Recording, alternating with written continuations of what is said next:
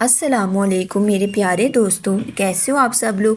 تو پیارے دوستوں، آج میں آپ کے ساتھ جو کہانی شیئر کرنے جا رہی ہوں اس کا عنوان ہے کامچور چونٹا۔ چنٹو، تم یہ کونے میں کھڑے ہو کر کیا سوچ رہے ہو؟ تم ہمارے ساتھ کام کیوں نہیں کرواتے؟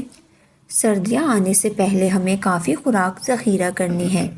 منٹو، وہ دیکھو، چنٹو نے منٹو کے دونوں کاندھوں کو پکڑ کر اس کا رخ ایک طرف موڑتے ہوئے کہا۔ کیا مجھے تو کچھ نظر نہیں آ رہا؟ ارے، تمہیں اس درخت پر لٹکے ہوئے رسیلے شہتوت نظر نہیں آ رہے؟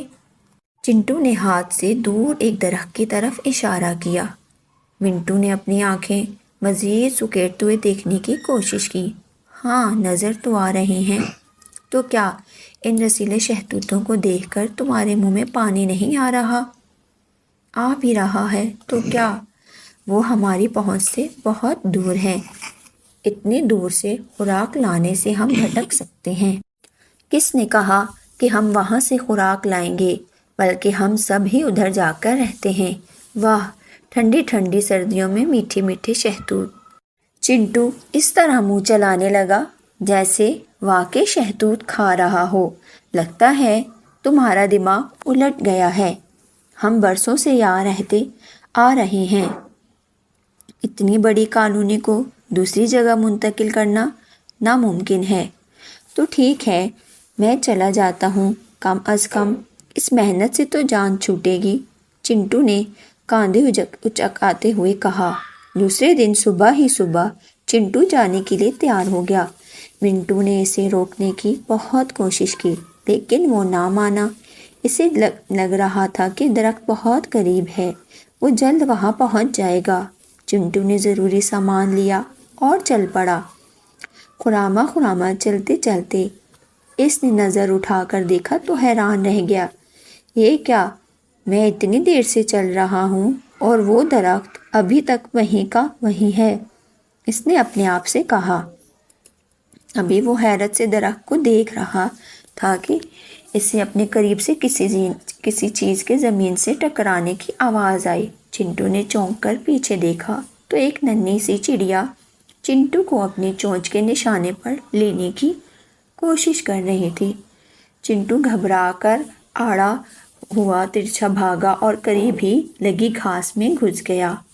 مکڑا اور مکڑی صبح سے بھوکے تھے، آج کا دن ہی برا ہے، کوئی چونٹی بھی ہاتھ نہ لگی۔ مکڑی نے اپنا خالی پیٹ سہلاتے ہوئے کہا۔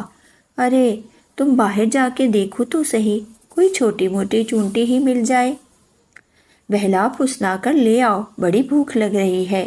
مکڑا باہر نکلا تو اس کی نظر چونٹی پر پڑی جو ایک ہاتھ سے گھاس کے تنے کو تھامے لمبی لمبی سانسیں لے رہا تھا۔ لگتا ہے تم بہت دور سے بھاگتے ہوئے آ رہے ہو، تم بہت تھکے ہوئے بھی لگ رہے ہو، مکڑے نے چنٹو کو تھوڑا قریب آتے ہوئے کہا۔ ہاں، وہ ایک چڑیا مجھے کھانے کی کوشش کر رہی تھی، چنٹو نے اپنی سانسیں درست کرتے ہوئے کہا۔ یہ چڑیا بھی نہ چونٹی تک کوئی بھی نہیں چھوڑتی، بھلا اب چونٹی سے بھی کسی کا پیٹ بھر سکتا ہے، مکڑے نے حقارت سے چنٹو کو دیکھتے ہوئے کہا۔ ہاں، بات تو صحیح ہے، چنٹو کھسیانا سا ہو گیا تھا۔ میرا گھر قریب ہی ہے، چلو تھوڑا پانی وانی پلا دوں اور تم تھوڑا سستا لو۔ چنٹو مکڑے کے ساتھ چل پڑا۔ ابھی وہ مکڑے کے گھر کے دروازے تک ہی پہنچا تھا کہ اندر سے مکڑے کی آواز آئی۔ بہت بھوک لگ رہی ہے، کوئی چونٹی ہی مل جائے کھانے کے لیے۔ جیسے ہی چنٹو کے کانوں سے مکڑی کے الفاظ ٹکرائے، چنٹو نے چونک کر مکڑے کی طرف دیکھا۔ مکڑا اپنی آٹھوں ٹانگوں سے چنٹو کی طرف بڑھا۔ چنٹو نے پلٹ کر ایسی دوڑ لگائی کہ پیچھے مڑ کر بھی نہیں دیکھا۔ کئی دفعہ لڑکھڑا کر گرا اور کئی دفعہ پتھروں سے ٹکرایا۔ آخر کار ہانپتا کانپتا اپنے گھر پہنچا تو شام ہو چکی تھی۔